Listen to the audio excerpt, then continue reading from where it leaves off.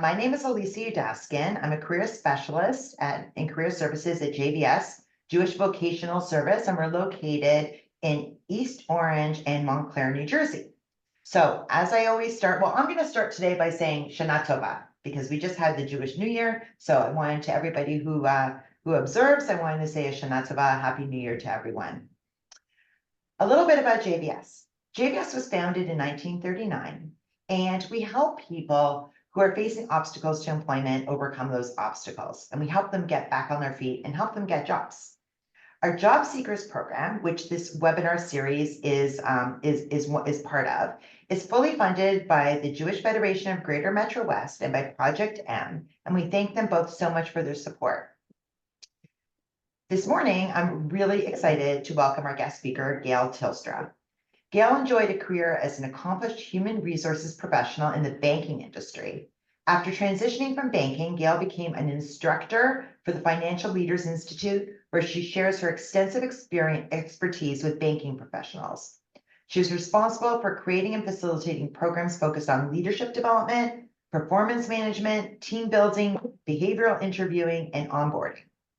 In addition, Gail volunteers as an instructor for Dress for Success and Renew Life. In fact, I had the pleasure when I went to an orientation for Dress for Success a couple of years ago to participate in a session that Gail led for the coaches in Dress for Success.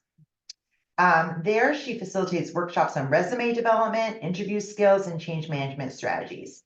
Gail is the president of her own human resources consulting firm, Strategic HR Partners. Her firm specializes in assisting clients with effective hiring, onboarding, performance assessments, retention strategies, and leadership and management development. So this morning, in this webinar, Gail's going to share with us and discuss how to prepare and deliver your stories in interviews. And so we're really going to focus on storytelling. And we're going to have some interactive stuff as well. So, when I call on people for volunteers, you can just raise your hand and we'll do that. And it's going to be great. I'm really excited. So I just want to turn it over to Gail and welcome. Okay, thank you. Thank you so much for that very nice introduction. And yes, I have spent my entire career in human resources. Primarily focusing on interviewing people, bringing them on board, getting them started. I actually worked for a very large bank a number of years ago, and I had quite a big team. And then I transitioned to a smaller community bank. And when I started with them, I started with about 20 employees. And by the end of my tenure with them, we were about a little over 300. So I have a little bit of experience when it comes to, I guess, basically setting up job descriptions, setting up interviews, onboarding people, and I'm excited to share what I know with all of you. And I'll forewarn you, I tend to be a little bit of a storyteller, but I think my stories are impactful and will help you to understand why I feel so passionate about this and passionate in getting all of you ready for interviews. So let me start off by saying this. You found a position that you really like, right? You look at the job description, you know what your qualifications are, you make a decision to send your resume into that organization. You might be asked to complete an employment application. And sure enough, a week or two later, you get a phone call, or it could be an email stating that they would like you to come in and meet with them. So whether you're going to an in-person interview or you're interviewing online, all right, via Zoom, whatever the setup may be, all right, you've got an interview and you're excited about it. And here's the thing, so many people feel as if when they go into an interview, they'll walk into an office, sit in the chair across from the interviewer, and they're just sitting there waiting for the questions to be asked of them. But that's not how it works. And my goal for all of you this morning is to make you understand that you need to be prepared. And I'm going to tell you, and you're going to look at me kind of funny and say, you need to know the questions and be prepared to answer the questions that they're going to ask you. So it's a little bit of a different mindset. So again, you're not sitting in the chair across from a computer monitor or across from an interviewer, all right? All right, and just waiting for them to ask questions. You need to be prepared. So what I want to do this morning is share with you how we do that. So let's get started. All right. You want to go into an interview, first of all, knowing as much as you can about the organization. I think that's a given, right? But it's important that you really know as much as you can. You want to know their culture and their mission statement if they have one. And I'll share with all of you today, more than ever, so many organizations will put into or onto their website, I should say, what they're all about, and especially their mission statement. And if there's something that really resonates with you about their mission statement, you want to remember that, all right? And you're going to call upon that during your interview, but you want to do your homework about the company. And most importantly, be familiar with the industry overall. If it's an industry that you have been in for a number of years, well, then you're pretty much comfortable. But if it's a new industry that you're going into, do as much homework as you can and know the industry that you're applying for a position in.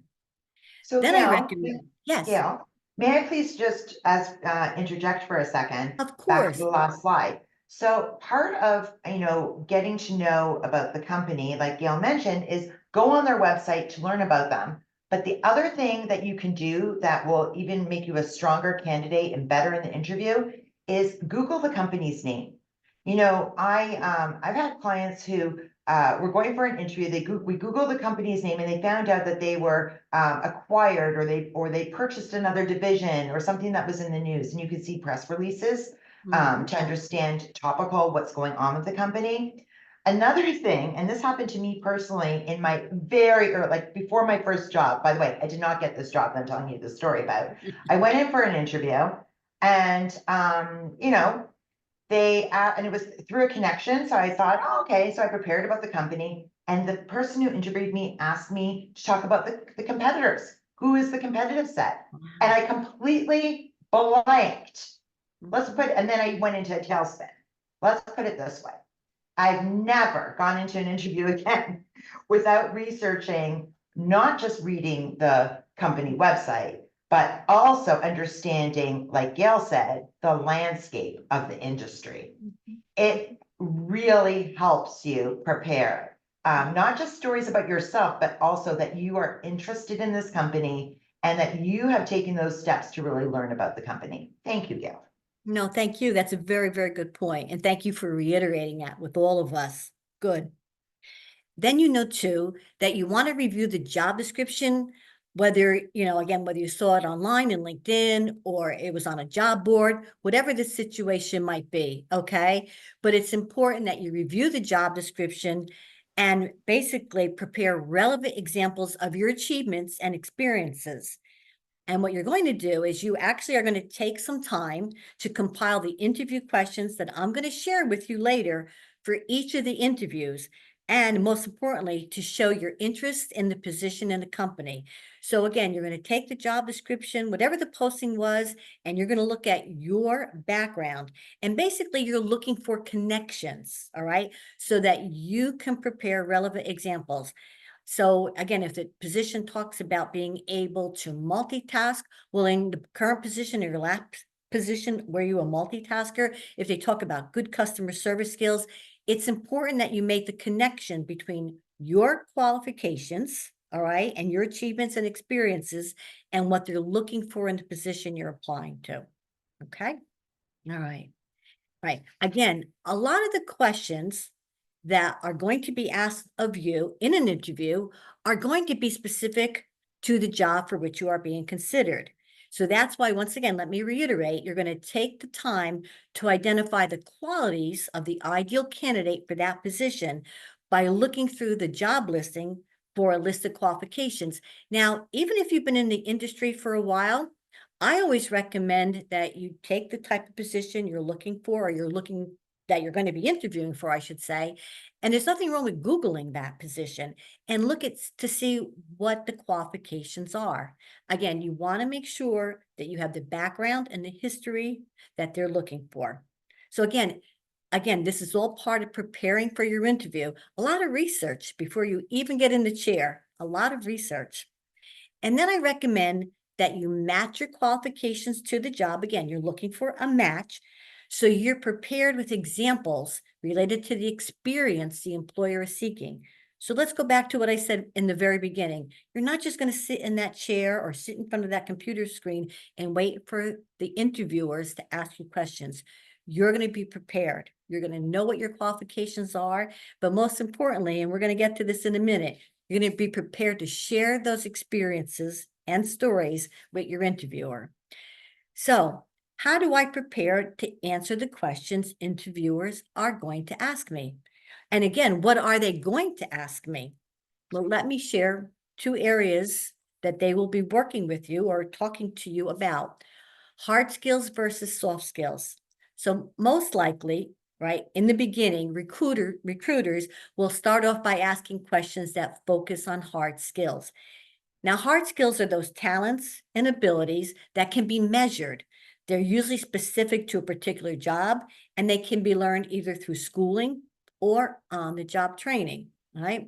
So, for example, these are some hard skills. I think most of us understand this and realize this. Could it be proficiency in a foreign language, sales, marketing, inventory control? Is it cybersecurity, bookkeeping, cash flow management? All right. A lot of the questions in the beginning are going to be based on hard skills. But I will tell you what's happening in the industry overall, and especially for those that are in talent acquisition roles, recruiters, their focus over the years has been more on what I'm going to call soft skills. So, how would you define soft skills? Soft skills are skills and abilities that are much harder to measure and a bit fuzzier to define, okay? These are the interpersonal skills that help people, one, get along with each other and collaborate. And again, I'm going to reiterate that when I say they, interviewers, talent acquisition associates, this is what they're focusing on. And this is what I want to work with you this morning on. So what are examples of soft skills? Again, good communication skills, listening skills, organizational skills, teamwork is very important, time management, attention to detail. I know I said multitasking a few seconds ago. Are you a problem solver? Can you make good decisions? Are you innovative, right?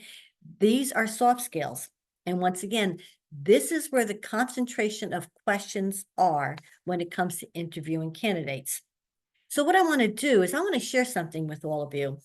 In preparing this program a little while back, I spoke to a number of recruiters and I asked them to share with me basically what are the 6 soft skills you look for so that you can hire a successful, let me put that words in quotes, candidate, all right?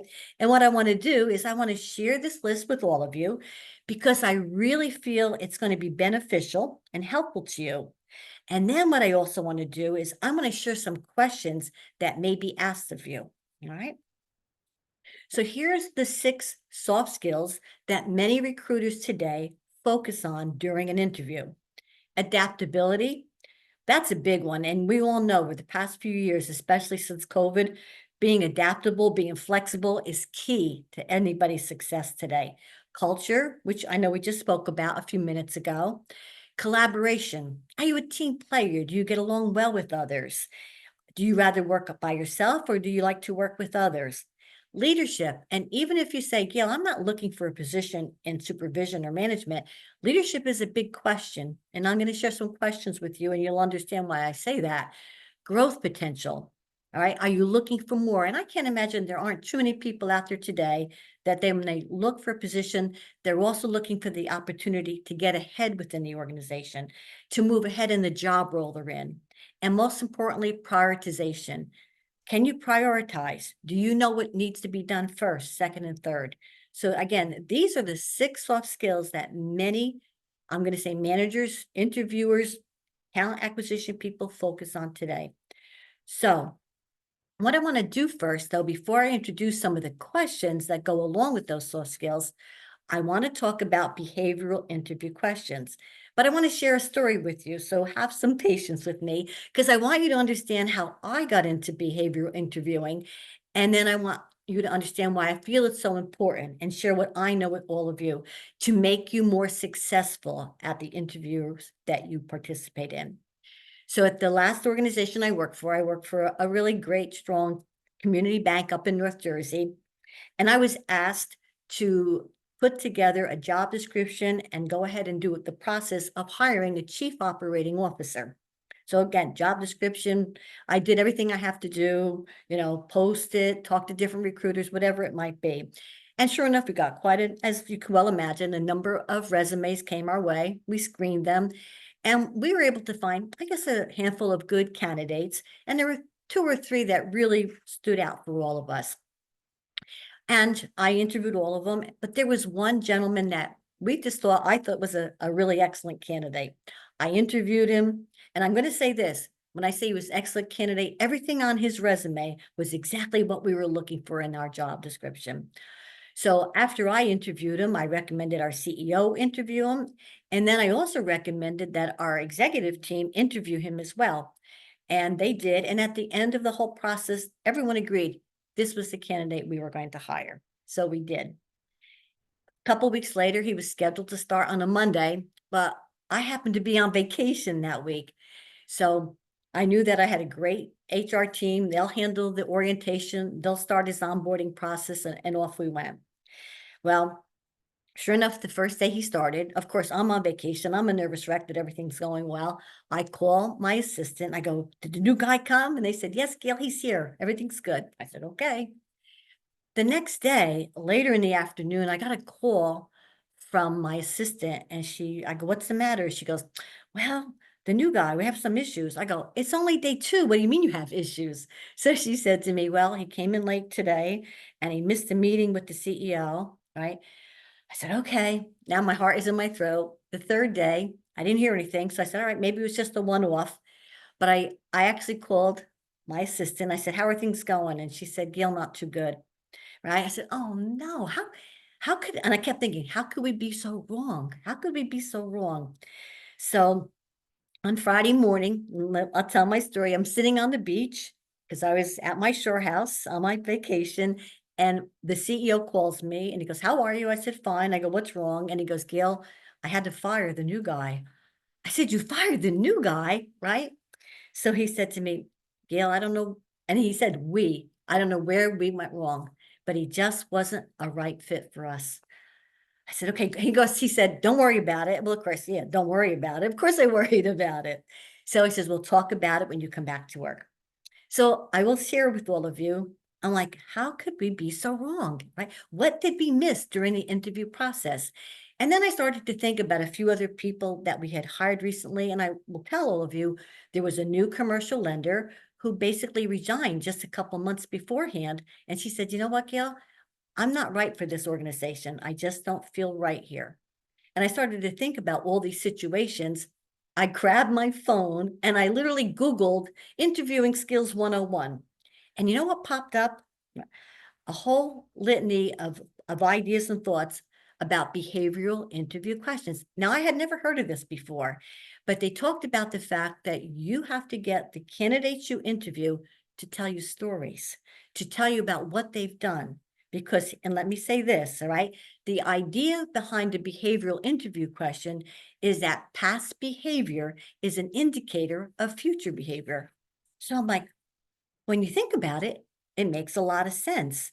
So therefore, examples from your past will give an employer an idea of how you would handle a similar situation if you were to be hired by them. It makes sense, doesn't it? So what this is all about is asking questions of candidates that will solicit not just a yes or no answer, but that will solicit stories, that will solicit facts about what they've done. So once again, the idea behind a behavioral interview question is that your past behavior is an indicator of future behavior, right? So here, for example, the interviewer may ask about your past work experience. But before I go on, if an interviewer were to say to all of you, well, do you have multitasking skills? What would you say? Yes, right? How are you with good customer service? Oh, I'm good. I'm good. Well, what does that tell an interviewer, right? Or have you ever had to handle a conflict with a fellow employee or a conflict with a customer? Yes, all right. But if they rephrase the question and they say something like, tell me about a time you had to multitask at work, or give me an example of a conflict you had with an employee, how did you resolve it? What happens then, right? You need to tell a story. You tell a time about how you had to multitask. You were given all these responsibilities. You were juggling a lot of balls, but you did it, all right? or about a time that you and another fellow employee maybe had some issues in a meeting, but you know what? You were able to resolve those issues successfully, right? Those types of questions, those are behavioral interview questions, solicit stories. They make you tell what you've done in the past. So as an interviewer, I get a glimpse of that, and it helps me to make the right decisions about your fit for the company that you want to work for. So let me go back to those 6 soft skills that I shared with you that managers say are key when they're looking for employees to fill their role, and then share some questions with all of you. All right. Adaptability. So an interviewer might say, tell me about a time when you were asked to do something you had never done before. How did you react? Or an interviewer might say, describe a situation in which you embraced a new system, process, technology, or idea that was a major departure from doing things the old way, right? Or even this, tell me about the biggest change you ever had to deal with, right?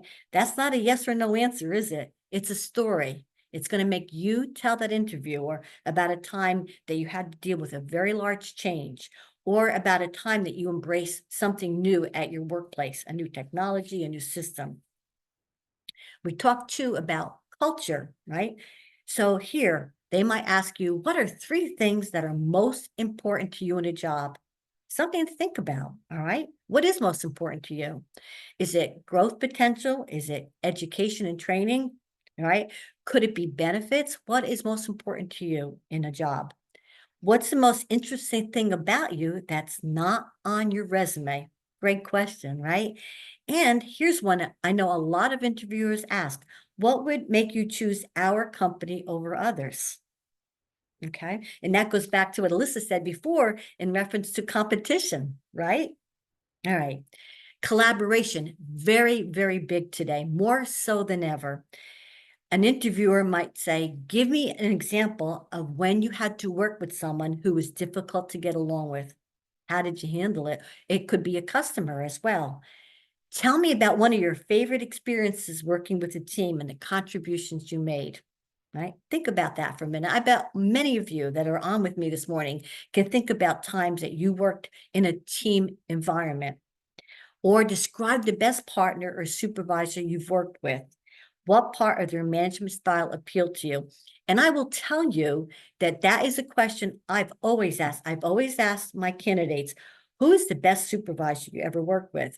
And in banking, the reason I ask that question is because, as you know, there are many branch managers, a lot of department managers, and of course, they all come to the job with their own different personalities and ways of doing things. And I wanted to make sure that the people I were interviewing, the people we were considering hiring for these managers would be a good match. So that was one of the reasons why I asked that question. I talk about leadership, right? And like I said earlier, many of us are not applying for positions that are supervisory roles or management roles, but these types of questions solicit really great responses and give interviewers insight into the type of person you are. So, for example, they might say, tell me about a time when you led by example, or have you made any tough decisions lately? Would you mind sharing? And here's a great question. Have you ever had to persuade someone to see things your way? I bet a lot of us could answer that. But I want to share another story with you about the top question. Tell me about a time when you led by example.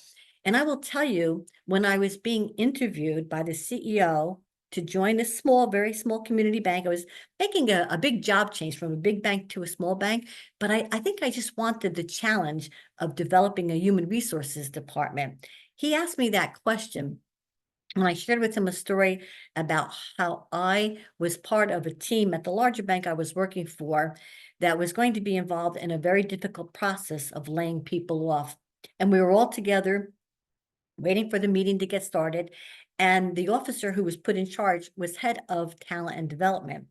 And we're waiting and we're waiting, and time's going by and it's getting later. And we're kind of all like rolling our eyes. Where is this guy, right? And needless to say, I got a phone call from his wife that sadly he'd been in an accident, but he was okay. But he was in the hospital. He wasn't going to make the meeting. So I come back in and I share that with the rest of the team that was assembled. And the next thing I know, everybody starts getting up. I said, wait, where are you all going?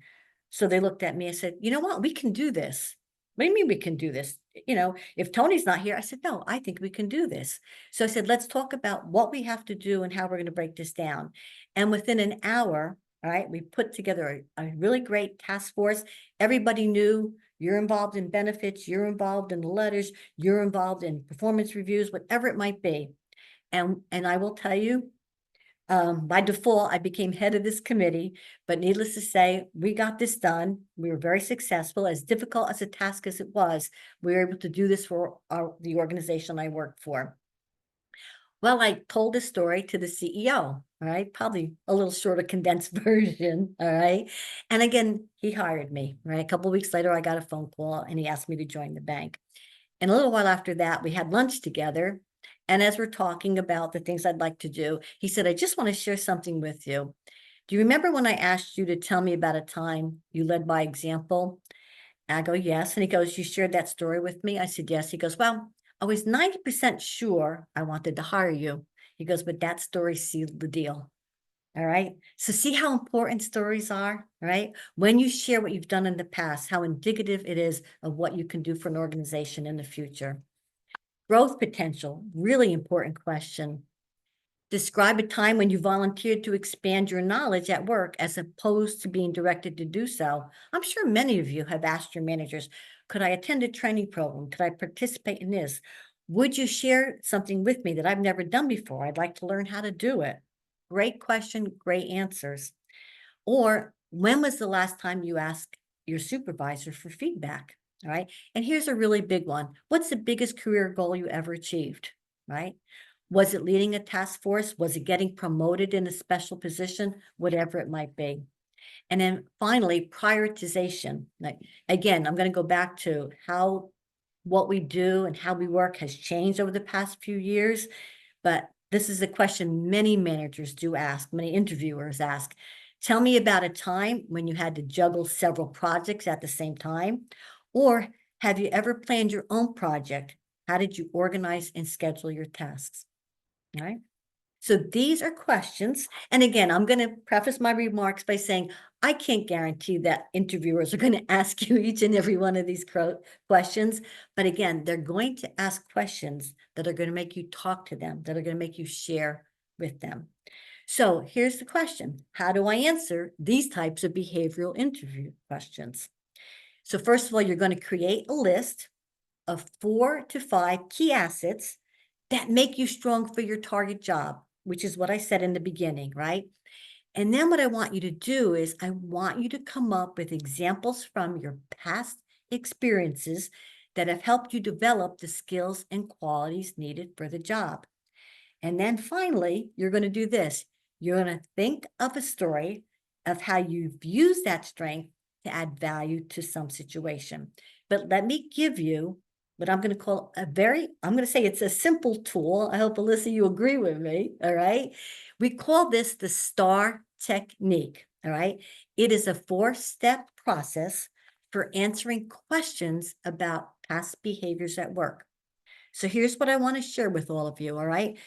The word STAR, S stands for situation. So you're going to describe the situation or set the scene. You're going to explain the place you were working for or the task you were giving. Think back to the story that I just told you about my taking charge of this task force, okay?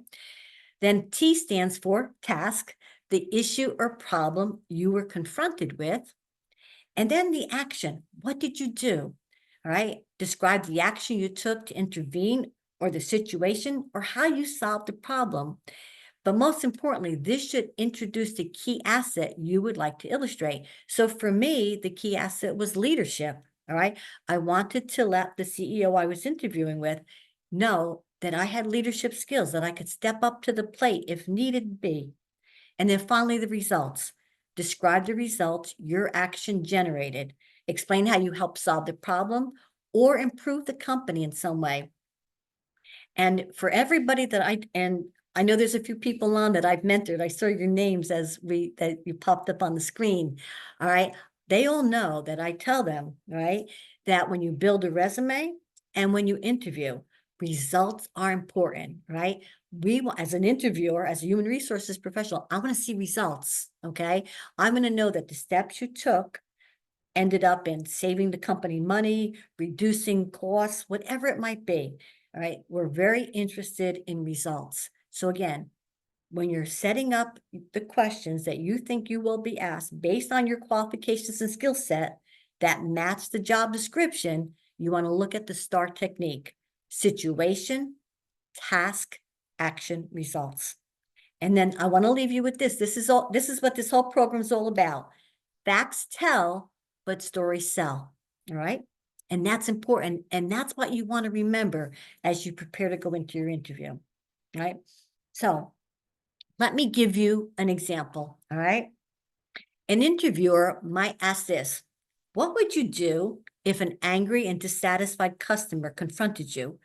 How would you resolve their concern? Good question. And for those of you who are in customer service, I'm sure you've been asked this before, and I'm sure you've been faced with this before, right? Employers ask this question. They want to know that you have good conflict resolution and good communication skills, paramount, all right, for the role they're looking to fill.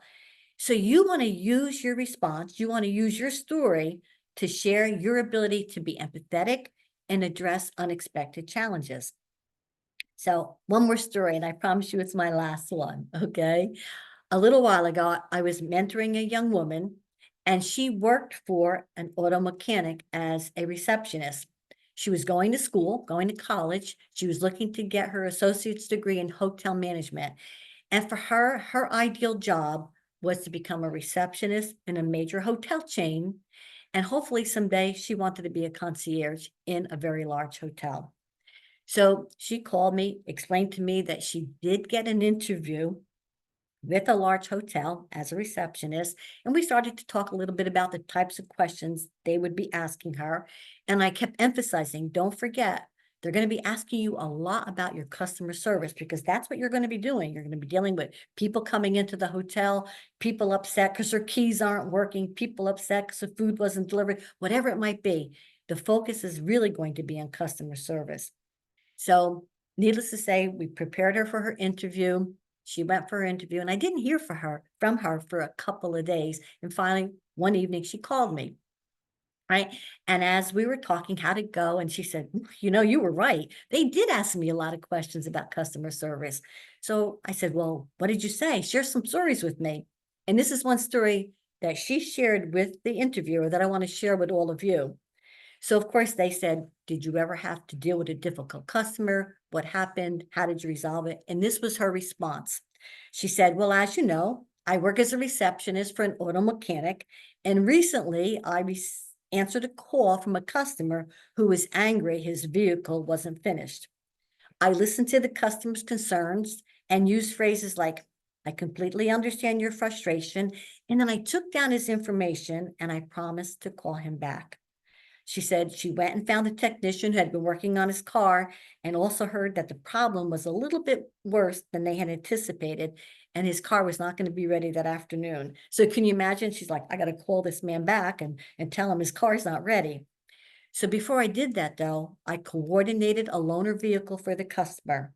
And then I called him back. And I said, Mr. Smith, I'm sorry, but your car's not ready yet. It seems that the problem's a little more serious. Before we hang up, I'm going to connect you to the mechanic so he can share that with you. But I want you to come in today because I have a loaner car ready for you. Use the car for as long as you need. And when your car is ready, you'll be good to go. Well, Mr. Smith was so appreciative of everything that this young lady did, right? He thanked her profusely, and he actually publicly thanked the mechanic and in the dealership on social media. So after she shared the story with me that she told the interviewer, she got real quiet. So I said, what's the matter? What's wrong? She goes, well, aren't you going to ask me? I go, what? She goes, I got the job. And I really believe it had a lot to do with this story. I do. So here's what I want to do with all of you, okay? I want to try an exercise with all of you that are with me this morning, okay? And what I'd like you to do is I'd like you to think about a soft skill, right? Whether it's adaptability, teamwork, communication skills, multitasking, all right? Anything that would pertain to the position you would be applying for. So my question to all of you is, could you come up with a story? So could you tell me about a time where you had to resolve a conflict with a customer? could you tell me about a time where you had to be part of a team? And even maybe you had never been in a team before, but boy, it was successful and you got the job done. Can we do that? Yeah, that would be great. And then Gail, are we going to have time for one or two people to share back their story? I would love that if you're okay with that. Absolutely. Yes. So then what I would ask is if you want to volunteer to share your story, you can tell us what the question is that you're answering. Please message me directly and I'll compile a list. Okay. So we'll just give everybody a couple minutes. Yeah. Okay. I think everybody understands what I'm asking, right? Come up with a story. Okay, so Martha first, and then Carolyn, and then Nathaniel, and I think 3 would be great. Okay, That's go ahead, fine. please. Thank you. So I have a question in communicating a lack of communication. I was working at an architecture firm. Mhm. The architect wanted to specify a particular kind of glass for a project. I did the research on this glass. I tried to communicate to him that based on my research, the glass wasn't appropriate. The architect specified the glass anyway. And over the course of a couple of years, the glass failed. And the architecture firm ended up with a lawsuit with the client over the inappropriateness of the material. So my question is, how do you spin this as research that was not accepted for its validity or its quality? I think what you'd be focusing on is the fact that you felt strongly, okay? So in other words, maybe, and I'm not sure exactly the kind of question that would be posed of you, all right? But what you're sharing with is your knowledge of what your field is and how someone made a wrong decision, all right? And basically you did everything you can. So your story would be based on how you did everything you can to direct this person in the right way, to select the proper materials, all right? Knowing based on your knowledge that the decision they were making and what they selected was incorrect. All right. I think the focus has to be on the fact that you know what's best, you know the kind of glass that needed to be used. All right. Focus on what you know. And Okay. there are going to be times, of course, that people won't agree with us, and there was nothing you could do. But Okay. Alyssa, do you feel that that is a good focus for her, for Yeah, Martha? the question would probably be, tell me a time where you had a different opinion or didn't agree with something that your teammates proposed. Right. And what Right. did you do? And, at Right. the end of it, you may say, it was not it was at the end of the day, in terms of the chain of command or hierarchy, I made my views clear. I explained them, but I had to, I followed what my boss said, and that's it. And Great. two, Okay. So let's go to the next one. Thank Who you. was the next? You're welcome. Thank you. Who was the next person? Nathaniel? Yeah, Nathaniel. Thank you. Hi, everyone. Happy to share. So I have a story that I think shows my initiative and leadership. Okay. A few years ago, I made a pretty big career transition where I started my career as a classroom teacher, but always had an eye towards education policy. So I left the classroom and took an internship with a think tank based out of DC that just did education policy. And at first, I was doing pretty basic intern stuff, checking email, looking at our mentions on social media. But I always had my eye on something bigger. I wanted to write. So I found a book that I thought would be perfect for our blog. I read it and I went to my editor and made the case, this would make a great blog post. I would love to write a review for this book. And after a bit of haggling, he agreed. I worked with him to revise it. I worked with our president of the organization to help revise it as well. And we got it up on the blog. And they were so impressed that they told me, we don't really do this for interns. We don't publish this type of work. And that eventually led to me being hired full-time as an editorial and program associate. That's Nathaniel, that's a great story. It is. It really is. All right. It's something that could, if they asked you how you got into your field, but especially the fact that as an intern, they did this for you, and that speaks volumes. Good story. All right. Excellent, Use excellent that story. Thank you for sharing. Thank you for sharing that. Carolyn. Yes, I was working for Pfizer Pharmaceuticals, and there was a program that needed to be held, but the speaker's honoraria was not entered into the system. And this story is basically taking risk. We weren't supposed to enter speaker's honorarium into the system unless we had approval, especially if it was over a certain amount. We had to have VP approval as well. During that time, all of the managers, even the VP, they were out at a symposium, a really large symposium, but the office staff was still available. So because the speaker was a world-renowned speaker that I didn't want to lose, I took the risk. I contacted I got in contact with my VP assistant. We spoke about it.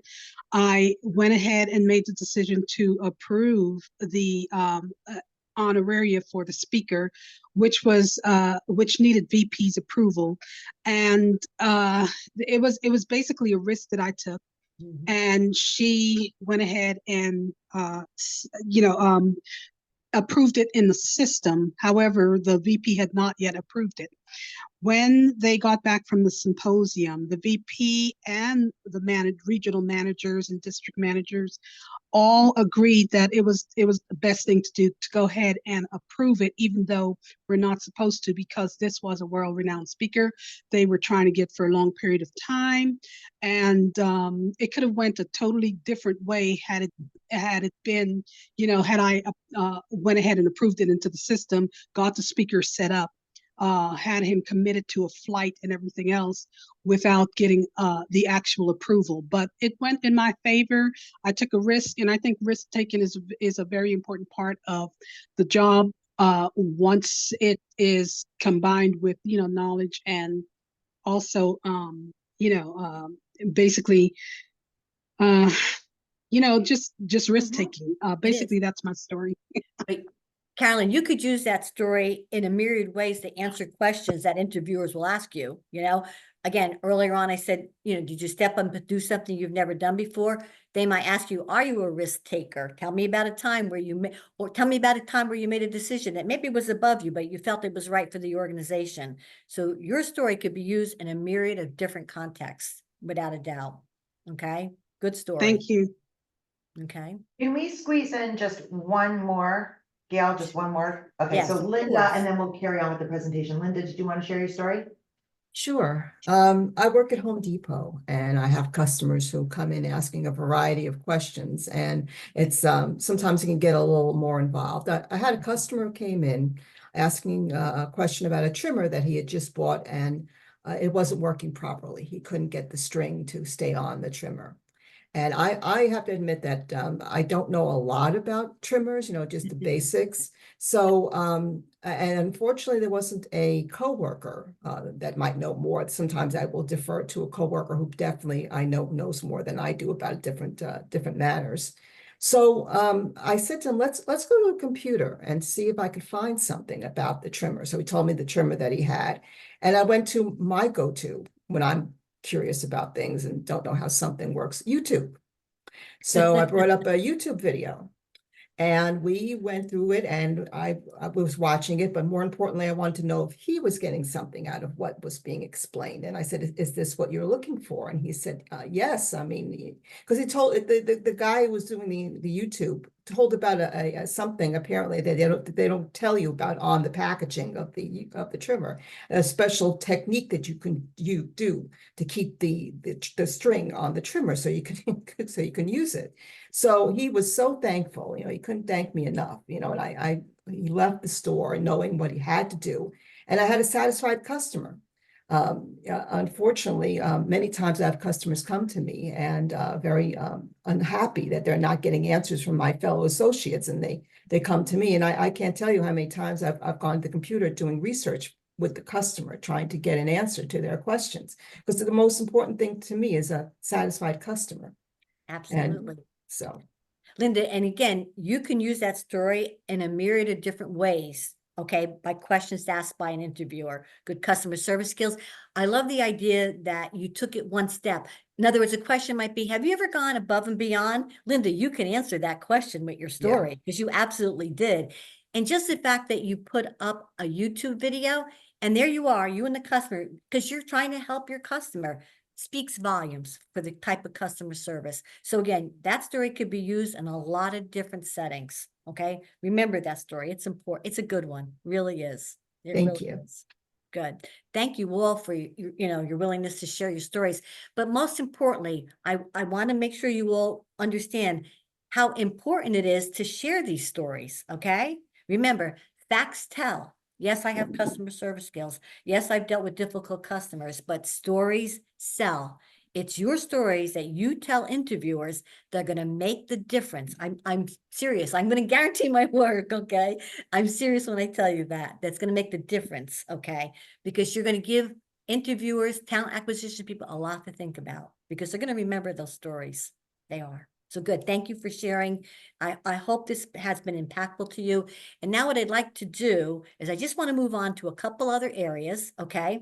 Because these are questions that interviewers always ask, all right?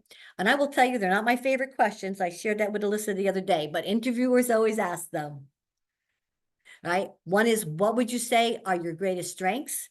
And what would you say is a weakness for you? How many times have we been asked that question during the interview process? We have. But here's what I want to do. I want you to come up with a really pat answer. And I think it works. I really do believe it works. So if during an interview, you're asked, what are your strengths? What are your weaknesses? This is what I'm recommending that you say.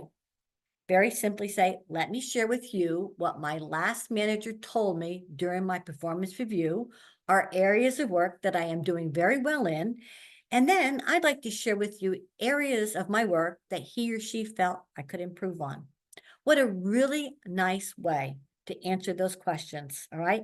And even if you haven't had a formal performance review, I'm sure at some point in your working life at the companies you've worked for, there has been feedback sessions. And during those feedback sessions, there have been some positive feedback and there could have been some constructive feedback. Right. And I think for the most part, we remember those sessions. We do. So whether it's feedback or performance review, if you could say to the interviewer, this is the areas my managers feel I'm doing great in, but these are the areas I kind of need to work on. All right. It's a really better approach to answering those types of questions. And then there's another question, okay, that many interviewers ask, right? This is it. Where do you see yourself in 5 years, right? And it's like, I don't know, sometimes I feel it's a silly question, but hiring managers are truly interested in how you answer because you know what? It gives them a lot of information and insight into who you are as a professional and you know what your long-term goals are. And most importantly, it helps them understand how the role you're applying for and the company that you're applying to work into fit into your goals or don't, your long-term goals overall or don't, right?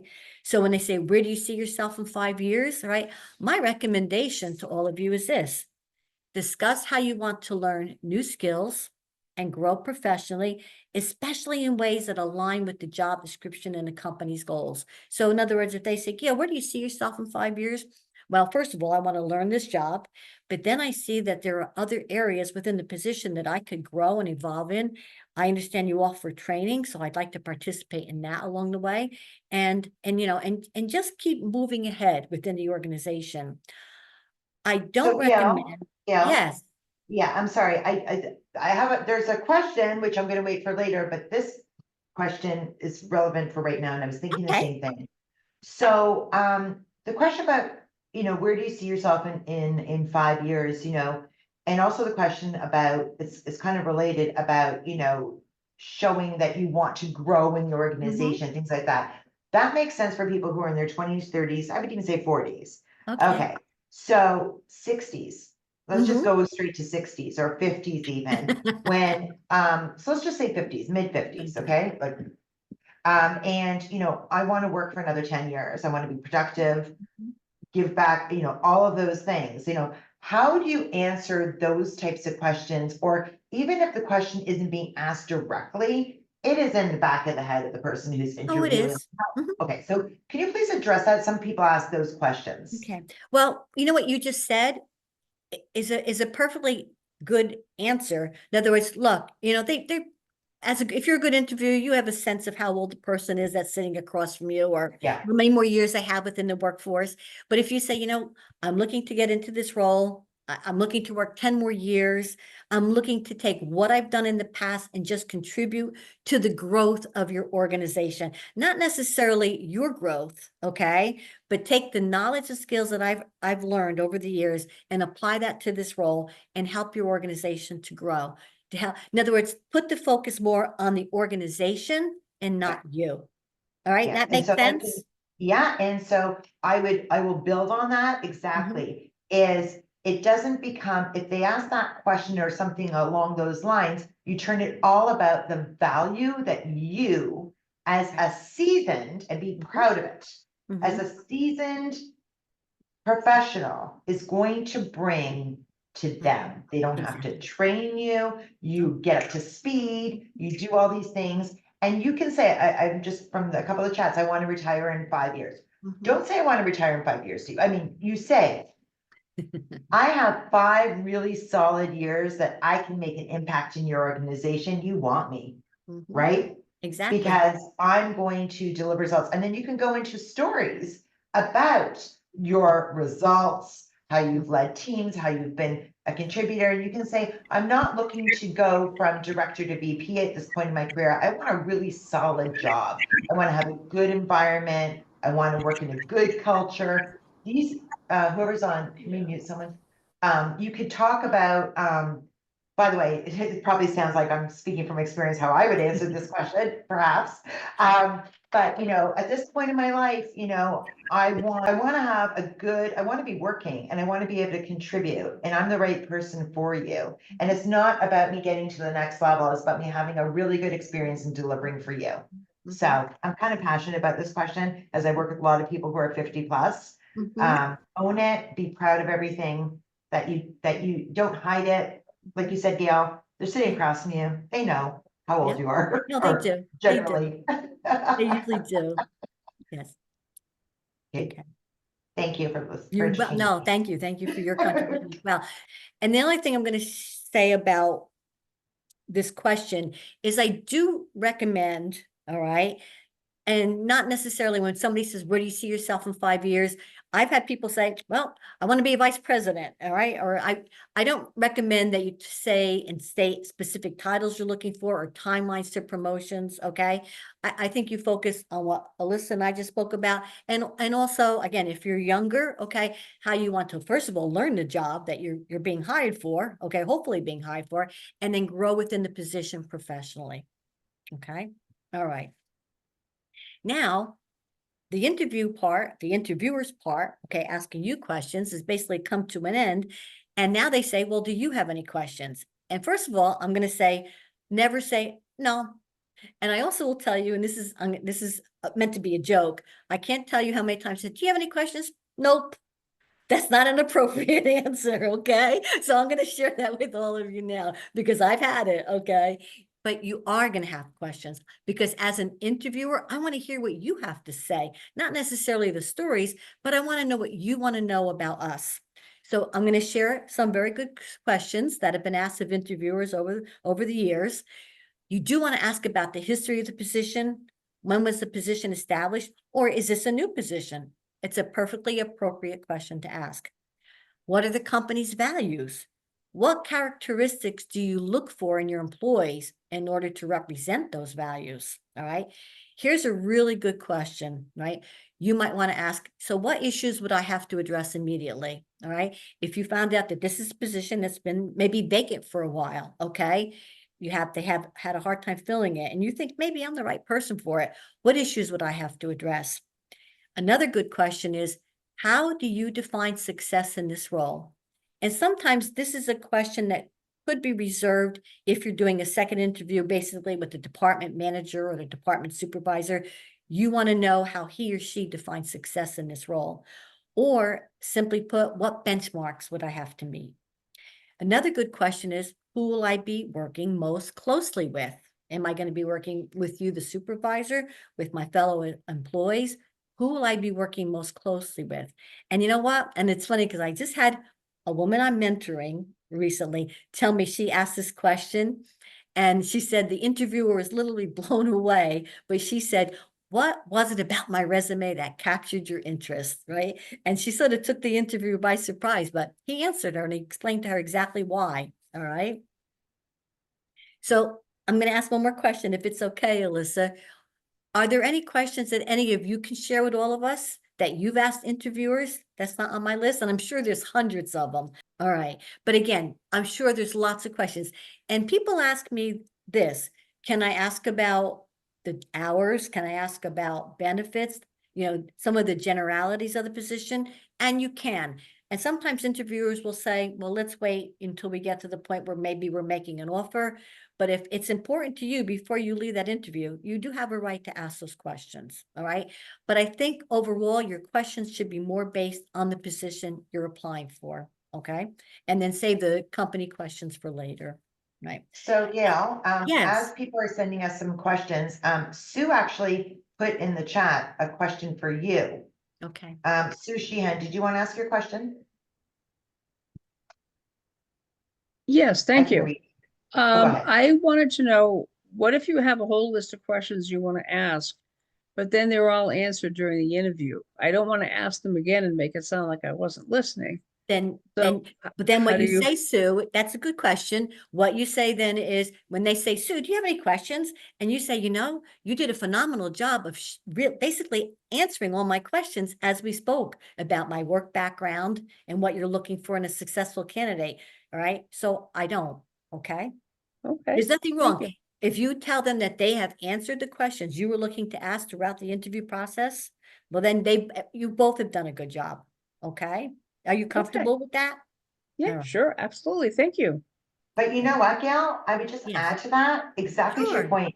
Instead of it sounding like a no, you just said, say, you know what, my questions were X, Y, and Z, Okay.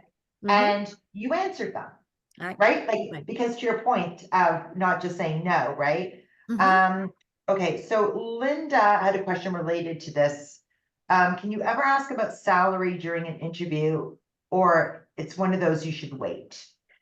Definitely one of those you should wait. Okay. And I recommend that normally when you get to the point where you think there may be an offer, that's when those salary discussions come in. They are usually not, they're not really it's not a good time during an interview process. All right. And I will say interviewers know today that they don't bring up salary. They're not supposed to. Okay. Yeah. They're not supposed to. Okay. And then Paul just wanted to know if he could make a comment, and then we're gonna keep moving. Okay. Thanks, Alyssa. Gail, I offer an alternate response to, what do I do if I have no questions? And Okay. my suggestion as a career coach would be ask these two questions. What do you like about me as a candidate for the job? Mm-hmm. Mm-hmm. And is there anything that would prevent me from moving forward in the process? Mm-hmm. By Mm-hmm. asking those two questions, you're going to get immediate feedback as to whether or not you've done a good job in the interview. Yep. Good questions. Absolutely. Absolutely. And like I said, the other day, a woman I'm mentoring asked that question, and the interviewer was like, oh, okay. Kind of put her on the spot, but it was good. It was good. Thank you. Those are very good. That's very good. Thank you for your input. When I train interviewers too as well, and I always tell them, don't give away your hand, okay? And sometimes it's hard because you meet somebody and you're really excited about that person, and it's almost like you're letting them think that, wow, they really like me, and I might get this job. So I understand what you're saying, Lisa, but I always instruct interviewers, don't give away your hand, all right? It's hard, I know, and it's disheartening, it is. When you say, what is it? And there's, oh, everything's good, and then there's no comments, I know. All right. So here's one thing that I want to leave all of you with, all right? Because I feel so importantly about this, all right?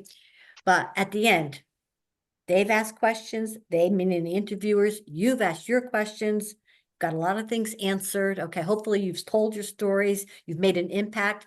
But what I want to share with you is this, because I guess I'm calling myself a career expert, and I probably shouldn't, but I have found that there are a number of very compelling and powerful phrases that hiring professionals love to hear. There is, all right? We like to hear them, all right? But one of the most powerful ones all of you can say and use in a job interview is this, all right? And this is where a little more homework is going to come to play. If at the end of your interview, you look across from your interviewer and say, you know, one thing that excites me about this role is, and you're able to answer that, all right? That statement, that phrase is going to set you apart from all other candidates. It really will. So you got to think about it, all right? You have to think about it. And again, I want to say this because somebody asked me the other day, well, what if I don't like the job? And after the interview, I don't want to work there. Well, then you're not going to say this, okay? But if you really are serious and you want this position and you want to leave an impact, one thing that excites me about this role is, and I'll tell you why I recommend it, right? First of all, it makes you sound confident, right? You're flipping the script. You are no longer asking the interviewer to be interested in you. You know what you're doing now? You are telling the interviewer what's interesting to you about the role. You're literally flipping the script, right? The second is it communicates positivity and capability. Isn't that why you're there in the interview? You want to be positive. You want to show the company how capable you are. You know, early in the interview, they're just looking for baseline competence. That's all they're doing. So when you express what actually excites you about the position, you're showing an enthusiasm that not only says I can do this job, but guess what? I'm also ready for the challenges that come with it. And then finally, all right, and I know I'm sorry, I know my should have made my print a little small. I apologize for that. It demonstrates that you've done research and that you are prepared. Because interviewers are always looking to see if candidates are prepared. Did they do their research? Are you capable? Would hiring you over other people be the right choice? And I will tell you that by using this phrase, you imply that you not only know the details of the role, but you've thought about it and how the role fits into your passion and your goals, right? Isn't that part of it? Don't you want to do something you're passionate about? Don't you want to do something that aligns itself with your goals overall? Right. So again, one thing that excites me about this position is, all right. All right. So real quick, I just want to do a recap. All right. So hopefully you've learned that going into an interview, all right, it's so important that you know as much as you can about the organization. You're going to review that job description and you are going to prepare relevant examples of your achievements and experience. We talked about hard skills versus soft skills. And again, I'm going to reiterate, companies today focus on soft skills. You want to match your qualifications to the job, be prepared with examples related to the experience the employer is seeking, all right? And then we reviewed all kinds of common interview questions, emphasizing behavioral interview questions. And most importantly, hopefully you learned how to give the best responses using the STAR technique, all right? And, you know, if you're with the women that I mentor on a regular basis or the women that I work with, this is what we say: facts tell, but stories sell. All right. And then when it's your turn to ask questions, right, you're going to ask all the good questions you want to get the answers you're looking for, but you want to end your interview with one thing that excites me about this role. All right. All right. Questions, comments? Yay. I'm ready. Gail, this was so fabulous. And I know people have asked the question before. We do have a handout that I'm going to be sending out to everyone in my email with a lot of these questions and a lot of the material that Gail covered. So in terms of questions, we're going to have Lauren first, then Elliot, then Mary. Hi, Gail. Thank you so much. How do you tell your story after you've taken time away from the workforce for personal reasons? Now you're coming back to the workforce and there's been a gap, a number of years that you haven't worked. Well, a couple things. At one point you were working, right? Or you did work, right, Lauren? Yes. Yes. All right. So can you revert back to those stories? So let me ask a question. I think what's important too is if you're going back into the workforce, are you looking to get into work that you've done previously, even though there's a gap in your employment? I'd like to go into a different industry, but use the same skills that I used in previous jobs. So you can, based on what you've done previously, again, develop those stories. All right. So I'm just going to use, for example, if what you did in the past is, I'm going to say customer service, that's the easiest one. And maybe it's been a few years, but I'm sure you have customer service stories that you could tell a potential employer, could you not? Yes. Okay. And the other thing too, all right, and I'm not going to put a lot of emphasis on it, but sometimes there's been experiences in our own personal life, maybe things that we've done through volunteer work, all right, involved in our church or our community that can align to the stories they might be looking for. Maybe you were involved in some volunteer activities and they needed somebody to spearhead something. You can share those types of stories as well. All right. So if they say, did you ever have to make some decisions? You say, well, I was part of a team in my town. I was heading up an event we were doing, and I sort of took the lead on everything, and tell that kind of story. You can use some personal stories as well. I always do prefer work related, but there's nothing wrong with some personal stories, provided that they're aligning themselves to what the company's looking for. Okay. Make sense? Yes. So do Okay. I need to address the elephant in the room that, I took off time for X reason, or, Well, I know there's some career coaches on with me today, but I'm going to share with you over the past few years, all right, and maybe some of you might disagree with me, especially since COVID, the idea of breaks of employment are not as critical and are not deal breakers like they used to be years ago. I'll be honest with you. I've been interviewing for many years. Years ago, you'd see a break of employment and you go, oh, what happened? It's not like that anymore, all right? Men and women are home for a myriad of reasons, okay? COVID was one of them. Taking care of children or family members, being involved in taking care of sick or aged parents. There's a myriad of reasons why we have breaks of employment. I don't find that to be a deal breaker. I don't. Because what you've done, Elisa, go ahead. I'm sorry, I thought you were finished. I No. was going to say that, yes, it has become way more normalized to the point that LinkedIn offers a position. You add a position or add a career break, and it gives you all the options that you can put in. You just have to feel comfortable with what you want to share, but you should address it. So often I recommend to people caregiving. Yeah. And it could be, and you don't elaborate. You don't have to share any other information. Caregiving could be for children. It could be for elderly parents. It could be for yourself. And, I took time off for caregiving. One thing though, that is important to think about is while you're on a career break. Now, sometimes you're on a career break and you've been ill and you could not do anything else. Okay. That's just, or you're taking care of whatever you're doing. But if you were able to keep up with your skills, do online courses, volunteer, be the class parent, volunteer at the old age senior living, whatever it is, you could, in that career break, talk about some of the things that you still did. Yes. Again, not mandatory, because your break may be, you didn't have time to do anything else. But for some people, they were able to do other things. So, but it is, to what Gail said, normalized. You don't have to give a lot of information, but you should not have the elephant still in the room. No. Thank you. Okay. Elliot, then Mary, then David. I wanted to thank you, Gail. I think that to address a question you had earlier, Lisa, about you're interviewing, and what if, you're more mature in years or whatever, how would you, believe me, I've got you beat.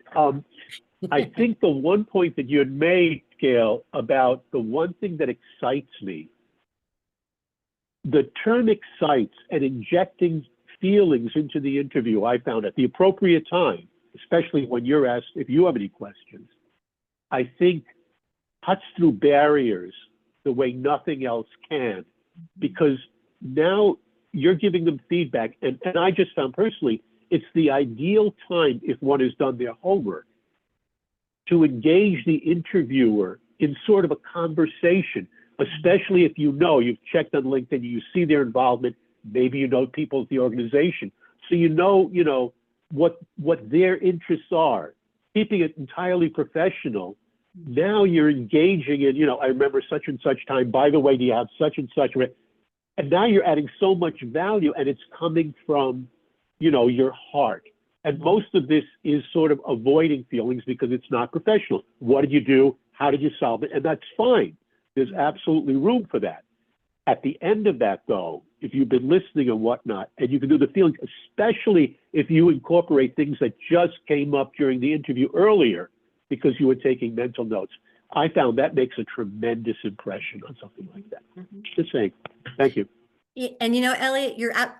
When I was interviewing and hiring, yes, I was hiring for a specific job role. Yes, I was hiring for skills, but I was hiring the person. And I wanted the person to be able to fit within the organization that we were, okay? So I did want to know about who they were without asking a lot of personal questions, all right? So that, and that's why I'm recommending that to all of you. If you're out there interviewing, show that little bit of personalization about yourself. Thank you. It's like an emotional tennis match. Very you true. Don't know, in other words, you right? They can lob it right at you, or they can make you run. The person can be laconic, you know, and you have to play it that way. You know, if they're not touchy-feely or whatever, you still can get that message across without whatever, you know, so it involves skills, but in other words, you're up there then, you know, as you're putting yourself out there at the end of that. And I think it's really a lot to gain and little to lose at that point, because they've already asked you, you've already done your thing, you've already done your song and dance. It's like, you know, maybe I'll give you an encore. Let's just see if you're receptive to it. I don't need a standing ovation, but, you know, maybe you can just see there's something more. That's it. Okay, excellent. Mary, would you like to share your question? I wish you had a half hour. I tell you all the story about, but we all have stories about interviews. But I got really thrown by an interview because I got told it's going to be 30 minutes. I'm making a decision without a second interview. And the interview was practical. The 30 minutes were over, and I'm such a conscientious person that it got me nervous. And I had questions to ask that mattered to me to know whether I wanted the job. And I didn't get a chance to really ask. And I said at the end of the interview, well, I know we're at the end of our time, but I did have some questions, because she didn't even ask me if I had any questions. So then I got to engage her in a conversation, but it lasted an extra 10 minutes. And I don't know if that went against her for me, but anyway, I didn't get the job. But I'm curious to know what to do when you don't get to really show that you've done some homework, because they're putting a limit on the time frame on an interview. And, you know, can I say something? Are you disappointed that you didn't get the job? Because that doesn't sound like a company that I'd want to work for. And I shouldn't say that, I know, but seriously. I was disappointed in the sense that I was pushing the envelope for myself, and I decided to go back to sales because I'm of a certain age myself. And I got asked why I had a pause in my career because I've been out for a year. In my instance, I'll be honest to everybody in the room, I had a health issue. So I didn't want to get into that. So I just said, yep, I did it intentionally. And I'm being very selective on the kind of work that I want to do. I want to really contribute with my skill set that I have. And I think I answered it well, and we moved on. But at the end of the convo, she let me know she was not going to be interviewing us a second time. So yeah, I'm not answering your question quickly, but I was disappointed because I liked the idea of the job. Right. But it's probably obviously for the best. It probably is. You know, sometimes, especially in larger companies, I do know that it's like speed dating. You know what I mean? Boom, boom, boom, boom. They're going from one candidate to another. I don't know how you can effectively interview somebody that way. That's me. Okay. I took as much time as I could. But again, like I said earlier on, I can't speak for all the interviewers that are out there. I wish I could. I wish I could train all of them to ask all of you behavioral interview questions, but I can't. But, you know, I'm sorry that it happened, because you know what? You didn't get to showcase who you are. You didn't get to share with them what you want to do for the company. Well, Gail, I'll end with this.